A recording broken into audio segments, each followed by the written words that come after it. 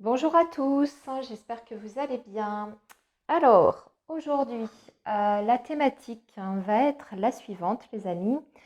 On va regarder par rapport à une personne que vous avez en tête. Alors, je précise, ça peut être n'importe qui. On n'est pas forcément sur un lien sentimental, amoureux. Vous pouvez très bien faire cette guidance pour une personne de votre entourage, proche, un ami, une amie, votre sœur, votre collègue de travail, etc. Voilà. Donc la thématique, c'est qu'est-ce que cette personne vous montre d'elle, de sa personnalité, qu'est-ce qu'elle vous dit aussi par rapport à sa vie, ses attentes, ses envies. Ça peut être aussi également vous, comment vous percevez cette personne, au travers justement de l'image qu'elle essaye de vous renvoyer. Et on va comparer en fait avec la réalité. hein. Et comme ça, on va pouvoir voir s'il y a vraiment des grandes divergences entre la perception que vous avez de cette personne, alors peu importe si c'est par rapport à ce qu'elle vous dit ou ce qu'elle dégage, de son attitude, etc. Ou s'il y a des corrélations ou s'il y a vraiment voilà, des choses qui sont assez différentes. Je précise que ça peut très bien être quelque chose de complètement inconscient vis-à-vis de la personne, des choses que inconsciemment elle garde pour elle ou qu'elle cache ou qu'elle voilà. Il y a des personnes, c'est pas forcément dans un but de manipuler l'entourage, c'est juste qu'il y a des choses effectivement qu'on ne montre pas forcément au grand jour sur nos traits de caractère. On peut très bien voilà, renvoyer une image de quelqu'un très très fort, très sûr de soi, et puis en réalité, il n'en est rien, quoi. Voilà, donc je précise. Le but, c'est pas d'essayer de voir si cette personne vous ment, vous cache volontairement des choses. C'est vraiment essayer pour voir vous, votre perception de la personne et si vous êtes dans la justesse ou pas, ou s'il y a des choses sur lesquelles vous vous trompez. Donc aujourd'hui, vous avez deux choix, les amis. Ils sont devant vous. Vous avez en premier choix le petit ange. Alors je vous le montre à la caméra. Voilà, il s'agit d'un petit angelot là, comme ça, tout mignon. Et puis le deuxième choix, il s'agit voilà, d'un cœur. Donc ça, bon, vous faites en fonction de votre ressenti. Mais juste comme précision, vous pouvez très bien faire, par exemple, choisir le premier choix pour une personne et le deuxième choix pour une autre personne à laquelle vous pensez. hein. Voilà, il n'y a pas de règle absolue, ou vous pouvez très bien écouter les deux tirages sans poser comment dire, une intention particulière. Voilà, c'est libre. Allez, on va y aller. Du coup, les amis, vous aurez le timing dans la barre de description.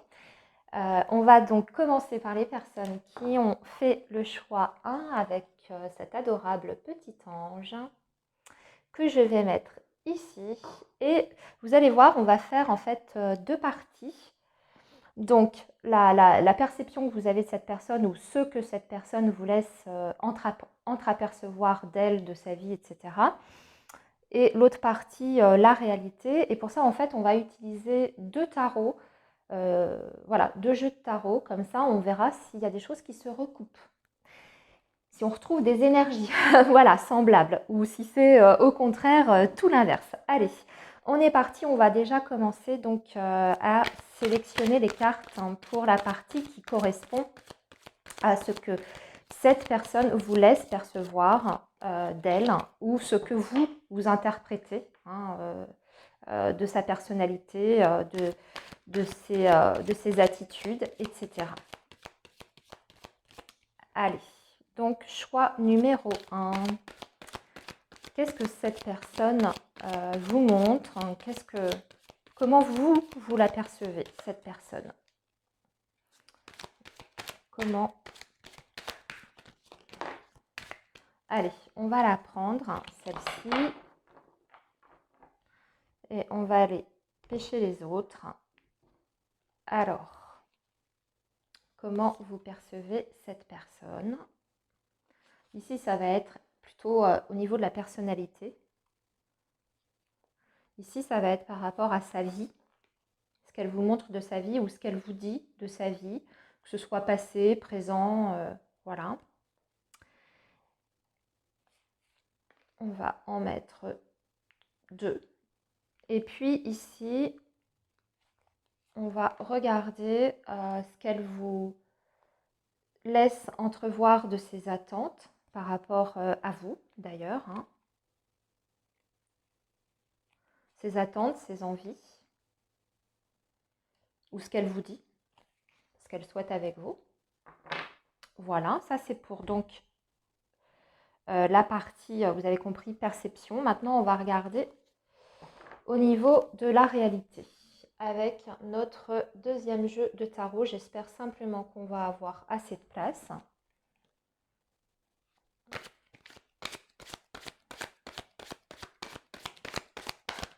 Alors, je vous demande un peu de patience pour la préparation des tirages. Je sais qu'il y a des personnes qui trouvent ça long par moment. Vous pouvez toujours avancer un peu la vidéo si vraiment c'est trop long pour vous. Allez, la réalité. La réalité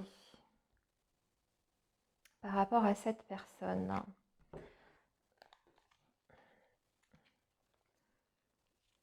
Voilà, on va faire la même chose. Les traits de caractère, personnalité.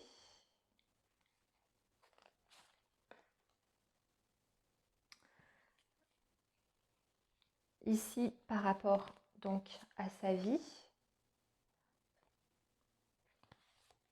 ou son passé, sa vie présente, passée, enfin son vécu quoi, on va dire. Et enfin, ses attentes. Voilà. Bon, eh bien, on y va, les amis. Alors, on va commencer par les traits de personnalité. Comment vous percevez cette personne? On a un roi de denier avec le 6 de coupe et le 6 de denier. Alors, déjà, c'est intéressant parce que vous percevez cette personne avec une prédominance de denier. Vous percevez cette personne en fait comme quelqu'un de très très stable. Déjà, la première chose qu'on voit, quelqu'un qui a peut-être même bien réussi dans sa vie, qui est assez ancré aussi, qui a une grande sagesse, une certaine maturité, parce qu'on a quand même un roi de denier, donc c'est une personne qui est extrêmement mature, qui a le sens des responsabilités, qui est aussi très, on va dire, attaché à sa vie peut-être matérielle, professionnelle. Et puis surtout, vous avez la sensation que cette personne, quelque part, elle s'est accomplie aussi dans sa vie. Vous voyez également cette personne avec ce 6 de coupe comme quelqu'un qui est alors vraiment dans l'empathie, une personne qui est très sympathique, bienveillante, qui a énormément on va dire, de sentiments purs. Alors je ne sais pas qui est cette personne vis-à-vis de vous, mais vous voyez cette personne dans une totale sincérité au niveau émotionnel. D'ailleurs, vous percevez chez cette personne une certaine sensibilité et peut-être même comme, comment dire, un petit peu en paradoxe d'ailleurs avec ce roi de denier, vous avez la sensation que cette personne, elle a quand même gardé une certaine légèreté, quelque chose de l'enfance. Donc, est-ce que vous avez la sensation que cette personne est capable de s'émerveiller de tout et n'importe quoi? Vous voyez qu'elle a gardé cet enfant intérieur, en fait, qui est en capacité de retrouver, en fait, cette joie complètement pure que l'on a quand on est enfant. Donc, peut-être aussi que vous avez la sensation que cette personne a quelque chose qui l'a marqué dans son enfance aussi, puisque le 6 de coupe, ça se rapporte vraiment spécifiquement au passé, mais vraiment l'enfance. Donc peut-être que vous avez cette image effectivement de cette personne qui est très attachée ou qui a quelque chose ou un événement qui s'est passé pendant son enfance qui l'a marqué. Ça, c'est tout à fait possible. Vous voyez cette personne extrêmement généreuse aussi, hein, vraiment prête à, je dirais même avec le 6 de coupe et le 6 de denier, quelqu'un qui a le cœur sur la main, hein, qui est vraiment prêt à aider quand ses proches en ont besoin, quelqu'un qui est là, qui est présent, qui est vraiment dans une générosité de cœur, hein, mais aussi qui est peut-être prête à aider de façon concrète, hein. D'accord? Avec les deniers, voilà, c'est aussi bien sur le côté, sur l'aspect matériel, cette générosité, que sur une générosité de cœur. Vous avez une très belle perception, en tout cas, de cette personne. Alors, vous voyez aussi cette personne, hein, comme étant quelqu'un qui a la tête sur les épaules, hein, avec le roi de denier, hein. Euh, Bon, alors maintenant, qu'est-ce qu'il en est réellement de la réalité, les amis, par rapport à la personnalité? Alors déjà, on a des bâtons, et pas du on a des bâtons, c'est déjà une énergie extrêmement différente. Ah, ça par contre, c'est intéressant, parce que vous avez juste, hein, par rapport à l'énergie du roi de denier, on le retrouve ici. Ça, c'est quand même intéressant. Par contre, hein, on a un roi de denier qui est beaucoup moins, comment dire, beaucoup moins dans la sensibilité, dans l'émotivité que ce qu'elle vous montre ou ce que vous percevez de cette personne. On a quelqu'un qui est beaucoup plus rigide ici, déjà avec le roi d'épée, enfin rigide, dans le sens où il y a une certaine forme d'austérité et de détachement en tout cas. On est moins sur quelqu'un qui est dans l'émotionnel, c'est-à-dire que avec ce roi d'épée là qui accompagne l'énergie du roi de denier, c'est quelqu'un qui aime que les choses soient extrêmement bien en ordre, aussi quelqu'un qui est absolument capable de mettre certaines limites. Vous voyez, ici, vous avez l'impression que c'est quelqu'un qui a le cœur sur la main, qui est extrêmement généreux, qui peut être vraiment à l'écoute des autres. Alors, c'est pas que ça n'est pas le cas, mais je pense que c'est une personne qui doit, en tout cas, imposer certaines règles et que cette générosité, elle est peut-être existante, mais c'est pas à n'importe quel prix et c'est pas de la naïveté non plus. Ce qui aurait pu d'ailleurs laisser penser ce 6 de coupe, hein, qui peut aussi, bien sûr, parler d'un côté un petit peu naïf, vous voyez. Là, avec un roi d'épée, on a quelqu'un qui est extrêmement réfléchi, qui a une capacité d'analyse, qui est lucide et surtout qui peut être dans le détachement émotionnel quand il s'agit eh bien de gérer certaines choses ou de gérer certaines situations. Là, ce qui est intéressant, c'est qu'on n'a pas du tout de coupe, hein, qui sont ressorties au niveau de la personnalité. Avec la reine de bâton, on a une personne quand même qui a un côté feu en elle, hein, puisque c'est l'énergie du feu. Donc une personne qui déjà a énormément confiance en elle. Déjà, on a quand même deux rois et une reine, hein. Donc quelqu'un qui est extrêmement sûr d'elle ou de lui, qui a aussi une conscience, enfin en tout cas qui est consciente justement de l'image qu'elle renvoie à son entourage ou aux personnes qui l'entourent. C'est-à-dire que je pense que l'image en tout cas que vous percevez, je me demande s'il n'y a pas un côté un petit peu justement qui est maîtrisé, travaillé. J'espère que ça fait sens, hein, ce que je suis en train de dire. Avec cette reine de bâton, c'est quand même quelqu'un qui a donc énormément d'initiatives, hein, qui est capable d'entreprendre des choses, ici des choses vraiment très concrètes. Également, c'est une personne qui sait exactement ce qu'elle veut, hein, voilà, qui doit avoir une personnalité très affirmée. Et je pense qu'elle est capable aussi, cette personne-là, de dire stop, de dire non aux personnes si elle juge que voilà, qu'elle n'a pas à faire telle chose ou qu'elle n'en a pas envie, hein. C'est beaucoup plus froid en fait ici. Même si on a cette énergie de la reine de bâton, c'est extrêmement contrôlé et maîtrisé avec les deux rois qui suivent. Donc là où vous avez raison, par contre, c'est une personne effectivement, hein, qui semble quand même pas mal dans la maîtrise, avec une certaine maturité, hein, c'est ce que je vous disais, qui a un côté aussi extrêmement pragmatique, qui sait gérer ses affaires, son foyer, ses possessions. Je pense d'ailleurs que au niveau de ses possessions, vous voyez le côté un peu matériel, je pense que c'est beaucoup plus rigide que ce que vous percevez de cette personne. Hein. Ce n'est pas quelqu'un qui doit donner comme ça spontanément. En tout cas, avec les énergies que je vois ici. Donc ça, déjà, ces deux parties-là sont quand même assez intéressantes. Alors ensuite, on va regarder au niveau de sa vie, ce qu'elle vous dit par rapport à sa vie, ou son passé, son vécu, ce qu'elle vous dit ou ce que vous avez compris, hein, peu importe. Alors, on a l'énergie du pendu avec le valet de bâton. Alors, elle vous dit ou elle vous fait comprendre que il y a certaines choses dans sa vie qu'elle n'a pas complètement, je dirais, choisies, complètement, qu'il y a eu peut-être des blocages ou que aujourd'hui cette personne, elle se sent un petit peu bloquée. Qu'il y a peut-être quelque chose, effectivement, au niveau de sa situation qui fait qu'elle est un petit peu en stagnation. Avec le pendu, elle pourrait vous dire que c'est un petit peu involontaire de sa part, que c'est comme ça, que ce sont peut-être des contraintes extérieures qui font que cette personne ne peut pas faire telle chose ou alors ça peut être vis-à-vis de vous, hein. Je ne sais pas quel lien vous relie avec cette personne,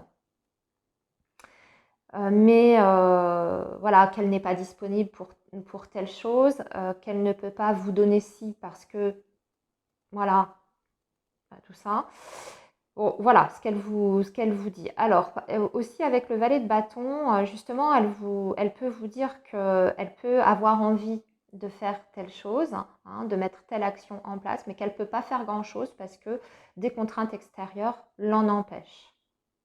Voilà, ou dans sa vie, elle a rencontré des situations qui l'ont limitée dans son évolution, dans sa progression. Alors là, c'est très très vaste, ça peut être par rapport à sa vie amoureuse, familiale, professionnelle, etc. Mais oui, ça peut être aussi une incapacité, de dire une incapacité de partir sur un nouveau départ parce qu'elle est bloquée, quelque chose la bloque. Alors maintenant, on va voir par rapport à la réalité. Alors ça, c'est intéressant aussi. On a l'ermite et on a le monde. Eh bien, c'est une personne qui est complètement libre. C'est absolument l'inverse, le monde de l'énergie du pendu. Mais alors, totalement. Cette personne, elle se sent complètement libre de ses faits et gestes.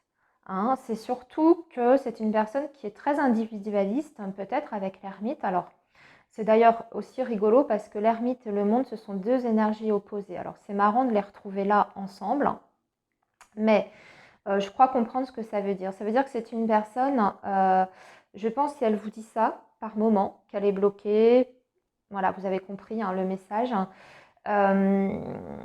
C'est plus parce qu'elle a des besoins en fait d'être seule. Par moment, c'est quelqu'un qui a besoin au contraire justement d'être totalement coupé du monde. Mais c'est pas parce qu'elle ne peut pas.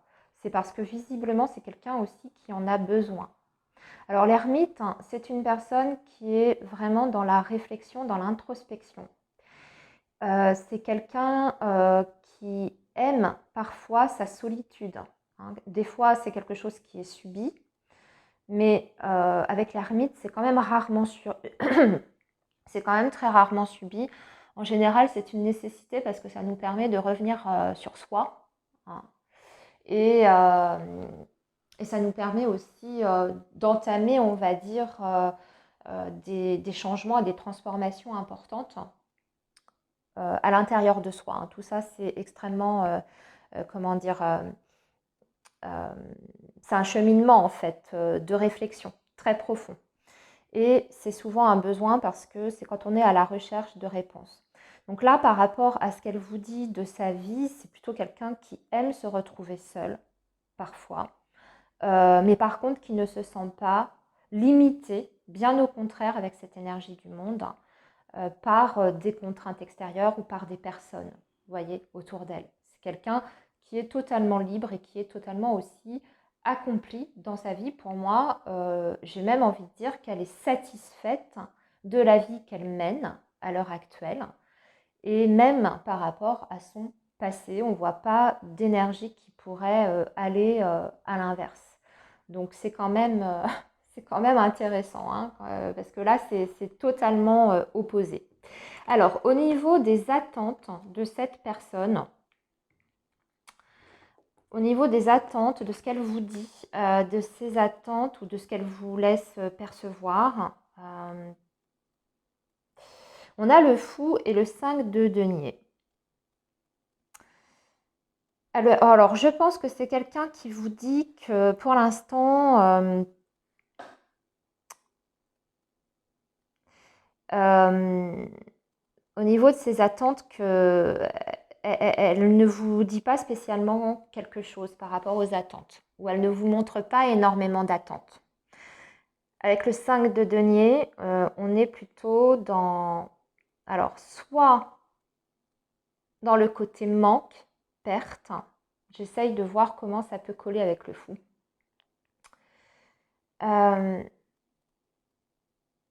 Soit elle vous dit qu'elle aimerait peut-être démarrer, qu'elle attend de pouvoir démarrer un nouveau chapitre de sa vie, qu'elle aimerait repartir sur quelque chose de totalement nouveau, qu'elle aimerait prendre des risques, mais qu'elle n'en a pas les moyens avec le 5 de denier. Ça peut être ça. Ou vous, en tout cas, c'est ce qu'elle vous laisse, c'est ce qu'elle vous suggère, c'est ce qu'elle vous laisse percevoir, hein, au niveau de ses attentes et de ses projets.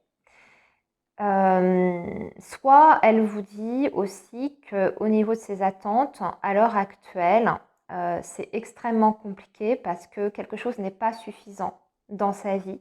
Il y a quelque chose qui ne la nourrit pas totalement. Ce qui fait que vous pouvez avoir l'impression que cette personne est dans une énergie de manque, dans une énergie d'insatisfaction et peut-être de frustration. Ou alors c'est elle qui vous le verbalise, hein. C'est très antinomique, hein, d'ailleurs, encore une fois, là, cette énergie du fou et le 5 de denier, parce que le fou, c'est une énergie qui est complètement détachée de l'émotionnel et du matériel, des possessions matérielles. Et là, on a le 5 de denier qui accompagne. Donc, je dirais que cette personne vous laisse entendre, en fait, qu'elle serait prête à prendre des risques dans sa vie, qu'elle serait prête à, voilà, à un coup de folie, à un nouveau départ, à partir même, hein, peut-être, hein, parce que le fou, des fois, c'est le voyage, c'est le départ, c'est le mouvement, c'est le déménagement également, mais que, eh bien, elle ne peut pas faire ce qu'elle veut. Encore une fois, on revient sur ce qu'elle vous dit, hein, par rapport à son vécu avec cette énergie du pendu. Ok, alors voyons voir de l'autre côté maintenant. C'est surtout qu'on a des peurs, en fait. On a quelqu'un qui est beaucoup dans le mental ici. Il y a beaucoup de... On a le 9 d'épée et on a le valet d'épée. Donc déjà, le 9 d'épée, c'est quelqu'un qui est complètement pétrifié par ses peurs, par ses angoisses, qui justement a énormément de mal à réfléchir de façon, on va dire, objective, parce qu'elle se laisse envahir par un trop-plein d'énergie négative ou de pensées négatives ou par son émotionnel. Mais vous voyez, c'est un petit peu une réflexion qui est en boucle. Donc, si ce sont des attentes vis-à-vis de vous, vraiment vis-à-vis de votre relation, hein, par rapport à ce qu'elle vous dit, c'est surtout parce qu'elle a la trouille, en fait, cette personne. Je pense, quand je vois ici, au niveau de la réalité, hein, de son vécu, de sa vie en règle générale, c'est pas qu'elle n'est pas libre, hein, c'est elle, hein, qui décide que ce soit comme ça. Surtout parce que je pense que cette personne, elle aime ces moments de solitude. Et que si elle vous formule que c'est un manque de moyens matériels, financiers, qu'il y a quelque chose qui la retient, qui la bloque, eh bien, c'est plutôt des peurs. Voilà, peur. Alors, je ne sais pas, si par exemple on est sur un lien sentimental amoureux, ça peut être une peur de l'engagement quand je vois ça, l'ermite et le mondain. Avec le valet d'épée, ben, on a quelqu'un qui, quelque part, avec le valet d'épée, bon, comment dire, peut-être finalement, justement, si on est sur un lien plutôt sentimental, c'est peut-être quelqu'un qui a encore une sorte d'immaturité sur le plan émotionnel. Parce que ce que je constate hein, tout de même, c'est qu'on n'a quasiment pas de coupe déjà dans un premier temps. Le 6 de coupe, on l'a retrouvé dans vous, votre perception de cette personne, ici. Et dans la partie réalité, on n'en a pas du tout. Donc, on voit bien que c'est surtout le mental ici qui prend le dessus. Vraiment la réflexion, le mental. Quelquefois, c'est un mental qui est extrêmement austère. Hein. Je pense que c'est surtout par rapport d'ailleurs à son, à sa vie matérielle, peut-être professionnelle, quelqu'un qui est très responsable, qui a peut-être même d'ailleurs un poste hein, à haute responsabilité, etc., qui doit avoir des principes aussi de vie très tout, voilà, comme ça. Et puis ici, on a quand même, je dirais, des énergies un peu plus lourdes, donc un mental un peu plus perturbé. Et là, on est sur le côté attente. Hein.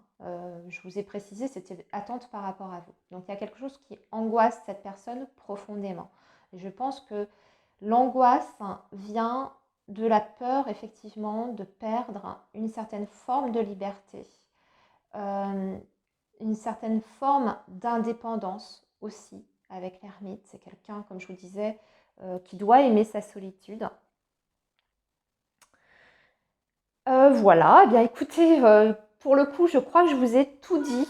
Amis du choix numéro 1, dites-moi si pour vous ça résonne, hein, si ça a résonné ce que je viens de vous dire. N'hésitez pas à me dire dans les commentaires. Et puis à liker la vidéo, j'étais en train de chercher ce que je devais vous dire. Et à liker la vidéo si ça vous a plu. Voilà les amis, allez, on va passer donc du coup au choix numéro 2. À tout de suite. Alors, choix numéro 2, vous avez choisi le petit cœur. Donc, on est parti pour vous. Alors, comme j'ai expliqué avec le choix numéro 1, on va utiliser 2 tarots différents, les amis. Une partie, donc le côté perception, et puis avec un autre tarot, le côté réalité. Voilà. Alors, on va étaler en fait, on va, voilà, constituer le tirage. Donc, ça peut prendre un petit peu de temps. J'en suis désolée, navrée. Vous pouvez toujours avancer la vidéo si c'est trop long. Alors, donc là, on va commencer par le côté perception. Comment vous percevez ou ce qu'elle laisse percevoir d'elle, cette personne. Ici, ça va être au niveau de sa personnalité. Plutôt caractère, personnalité. Voilà hein, ce qu'elle montre de cet aspect-là. Ici, ça va être par rapport à son vécu, ce qu'elle vous dit ou ce que vous comprenez hein, de sa vie, de son vécu, passé, présent. Et ici, ça va être ce qu'elle vous laisse entendre au niveau de ses attentes, ou vous, ce que vous percevez au niveau des attentes de cette personne vis-à-vis de vous. Hein. Là, on est par rapport à vous, quel que soit le lien. Hein. Ok. Et on va faire... Ah tiens, j'en ai mis 3. Je ne sais pas pourquoi j'en ai mis 3. Bon, bah c'est pas grave. Je voulais en mettre 2, mais c'est pas grave. C'est pas grave, ok. On va laisser comme ça. Du coup, j'en tirerai 3 de l'autre côté aussi. Hein, pour être cohérent. Allez, on y va. Donc là, ça va être la partie réalité, les amis. La partie réalité. On va faire la même chose.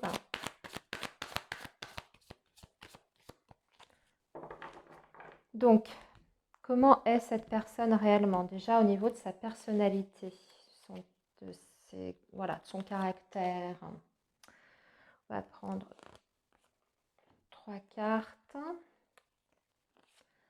Ici, son vécu.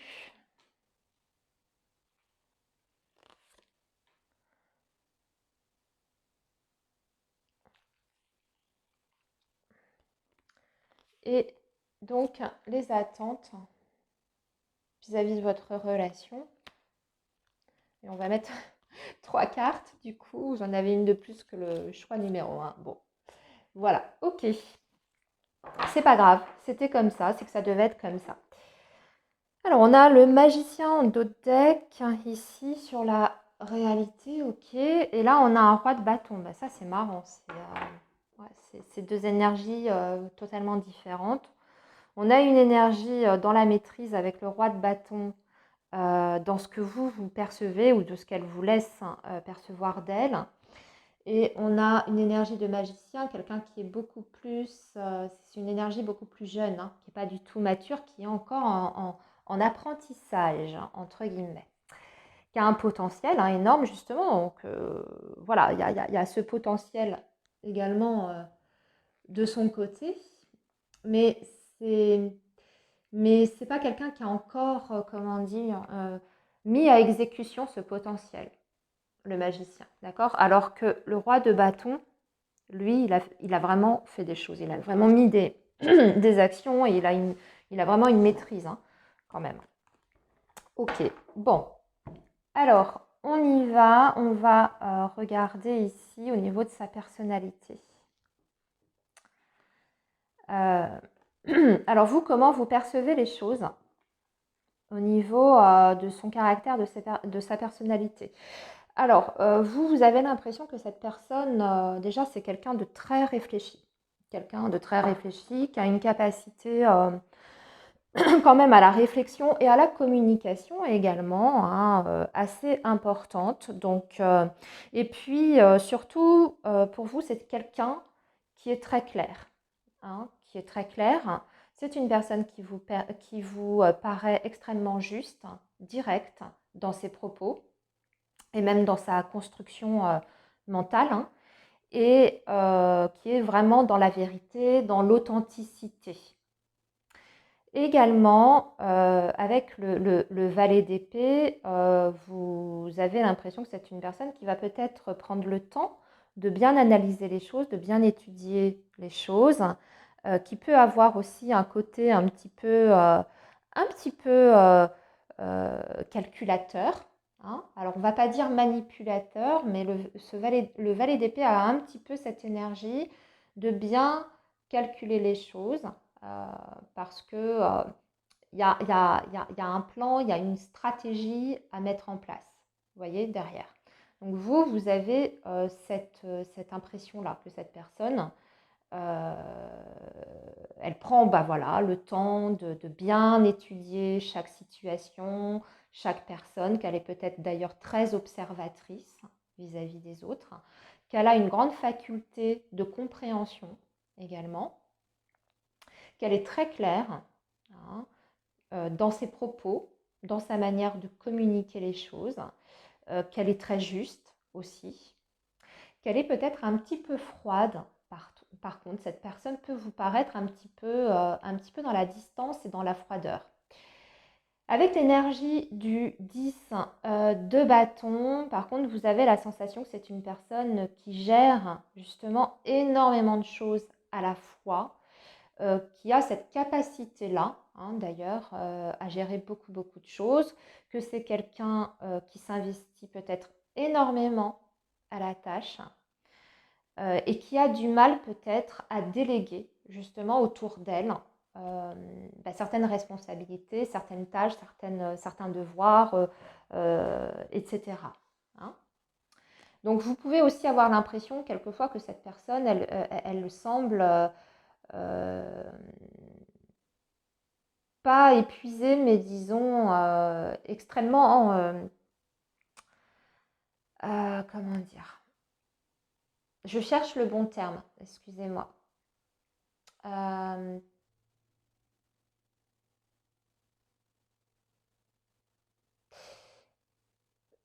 euh, qu'elle en fait beaucoup. Voilà, qu'elle en fait, punaise. Tout ce moment de blanc pour vous dire ça. Oui, qu'elle en fait beaucoup, qu'elle s'investit à fond, quitte à s'épuiser quelquefois, mais qu'elle a une forte résistance. Voilà, merci, c'est ce que je cherchais. Qu'elle a une forte résistance face à l'adversité et qui ne lâche rien, hein, même si parfois c'est extrêmement difficile. Donc il y a quand même une certaine forme de ténacité derrière que vous percevez de la part de cette personne. Mais c'est parce que pour vous, c'est aussi quelqu'un qui est capable au niveau, on va dire, psychologique, d'absorber parfois cette surcharge qu'elle se met ou cette surcharge de responsabilité qu'elle se met sur les épaules. C'est parce que pour vous, c'est quelqu'un quand même qui sait exactement ce qu'elle fait. Hein. Voilà, a priori quand même, je dirais peut-être un certain contrôle sur les choses. Avec l'as d'épée aussi, vous percevez cette personne comme étant capable de trancher dans le vif quand il y a des décisions à prendre, elle les prend. Voilà. Hein. Elle peut prendre des décisions qui sont radicales, définitives pour vous, de votre point de vue. Des décisions qu'elle assume, en d'autres termes, hein, même si parfois ça peut être compliqué pour elle.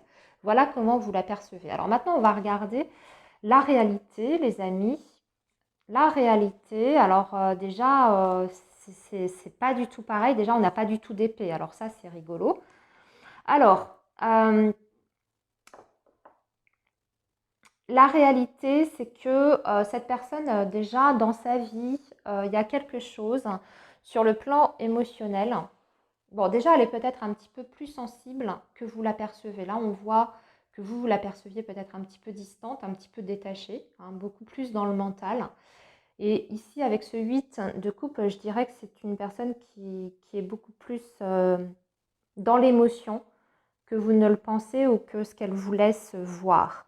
Mais dans l'émotion, c'est-à-dire c'est quelqu'un qui est capable à un moment donné de se remettre en question aussi, surtout quand elle juge qu'elle a fait le tour de la question, de la situation, de la relation. C'est quelqu'un qui est capable en fait de quitter une situation qui ne la remplit plus sur le plan émotionnel. Pourquoi? Parce que c'est précédé de cette énergie du chariot. Donc c'est une personne qui a besoin d'avancer dans sa vie, notamment dans sa vie émotionnelle justement. C'est quelqu'un qui a besoin d'avancer, c'est quelqu'un qui a une grande résistance. Ça par contre, vous l'aviez bien perçu ici, sauf que l'énergie est encore bien plus forte ici avec cette énergie du chariot. C'est quelqu'un qui est capable aussi peut-être de relever vraiment des très grands défis à partir du moment où elle a un objectif en tête, où elle a une ambition qu'elle souhaite atteindre, vous voyez. Et elle va vraiment tout, mais alors absolument tout mettre en œuvre pour y arriver. Avec cette énergie du chariot, c'est quelqu'un aussi, le chariot, le 8 de coupe, je pense, qui n'hésite pas à faire vraiment peut-être des grands changements de vie pour ça. Hein. C'est-à-dire, peut-être qu'elle est capable de partir, déménager à l'autre bout de la France. Ça ne lui fait pas peur, hein, parce qu'il y a quand même cette idée de mouvement. Et avec le chevalier de denier, par contre, c'est quelqu'un qui a tout de même besoin vraiment de prendre son temps pour étudier les choses. Là, vous aviez des épées, donc ça vous semblait beaucoup plus dans la réflexion. Finalement, c'est beaucoup plus dans le concret, dans la matière avec le chevalier de denier. C'est-à-dire que c'est quelqu'un qui aime quelque part à ce que les choses soient bien établies dans la matière. C'est quelqu'un qui a besoin de se sentir en sécurité, voilà. Qui a besoin de se sentir en sécurité dans sa vie. Alors ça peut passer par un travail, ça peut passer par une organisation domestique bien particulière, des habitudes, certaines habitudes de vie, quelqu'un qui a besoin aussi de bien gérer peut-être son budget, hein, ses comptes, etc. Donc quelqu'un qui est beaucoup dans l'évaluation, hein, aussi. Alors c'est vrai qu'on pouvait aussi percevoir ça, puisqu'on a quand même quelqu'un qui était beaucoup dans l'analyse, hein. C'est le côté quand même analytique, hein, l'ASDP. Mais la différence, c'est que ici, dans la réalité, elle a vraiment besoin de voir se concrétiser les choses, vraiment. Vous voyez? dans la matière, dans le réel. Et concrétiser quoi? Ses ambitions. Ses objectifs. Et si elle doit partir, s'éloigner d'un lieu, d'un endroit ou d'une personne, elle en est tout à fait apte et capable ici. Ok, alors maintenant au niveau de ce que vous percevez de sa vie ou de ce qu'elle vous a dit, de son vécu, de son passé, de son présent. Alors vous percevez cette personne comme étant très reclus, pour moi assez isolée, qui aime peut-être d'ailleurs sa solitude. Alors je ne sais pas, vous avez peut-être la sensation que c'est quelqu'un qui est un célibataire endurci par exemple, qui a peut-être du mal avec les relations sociales, du mal avec les relations sociales, parce que l'ermite, vous voyez, on a tout de suite l'image de la personne dans sa cabane au fin fond de la forêt, mais c'est vraiment ça en fait, l'énergie de l'ermite, c'est ça, c'est quelqu'un aussi qui peut être très relié à la terre, à la nature, qui a vraiment alors pour le coup, peut-être un éveil spirituel assez important également, qui est dans la réflexion. On revient aussi à cette idée de réflexion. Mais aussi, surtout par rapport à son vécu, vous avez l'impression que c'est une transformation importante qu'elle a vécue dans sa vie qui a amené cette énergie de l'ermite. Donc, peut-être qu'il y a eu quelque chose qui a été douloureux qui a amené cette personne, effectivement, à se replier un petit peu sur elle-même, à faire le bilan de sa vie, à se couper un peu du reste du monde. En tout cas, c'est comme ça que vous le ressentez ou qu'elle vous a présenté les choses. Maintenant, on va voir la réalité. La réalité, c'est quand même quelqu'un. Alors, la réalité, elle vous a dit vrai, parce que elle vous a dit vrai par rapport où vous avez vu juste, par rapport à cette fameuse transformation. C'est très intéressant qu'on retrouve ça ici. Donc, cette personne a bien vécu quelque chose d'important dans son passé, quelque chose dont elle a dû se séparer ou qu'elle a dû quitter, clôturer dans sa vie. Ça peut être effectivement une relation sentimentale, si je vois l'ermite ensuite.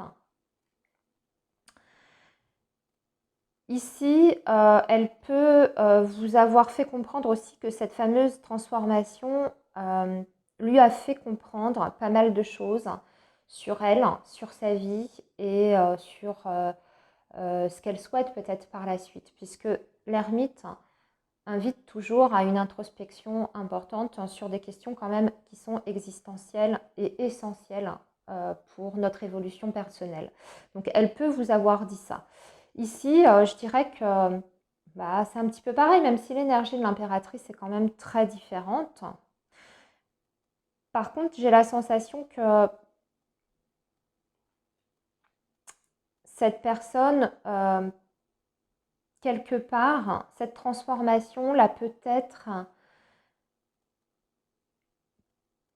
peut-être permis de grandir peut-être bien plus, finalement de la révéler, de lui permettre aussi de se sentir beaucoup plus alignée, beaucoup, beaucoup mieux dans sa peau. Et surtout, je pense que c'est pas quelqu'un qui est aussi reclus, isolé au niveau social qu'il n'y paraît ou que ce qu'elle a bien voulu vous dire. Parce que l'impératrice, c'est quand même une personne. De toute façon, le chiffre 3, c'est le chiffre de la communication. Dans le tarot de Marseille, dans le Rider-Waite, cette notion-là est moins mise en avant pour l'impératrice. Mais par exemple, dans le tarot de Marseille, l'impératrice, c'est l'arcane de la communication, de l'ouverture sur le monde extérieur. Et puis, c'est quelqu'un qui est extrêmement bien aligné dans sa vie,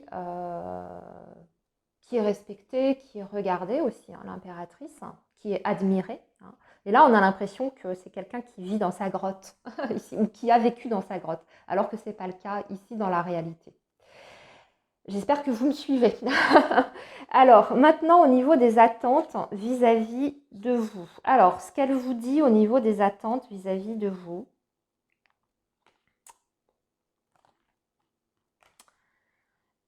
Eh bien, cette personne, ou ce qu'elle vous fait ressentir, comprendre, que cette personne, elle a un choix à faire,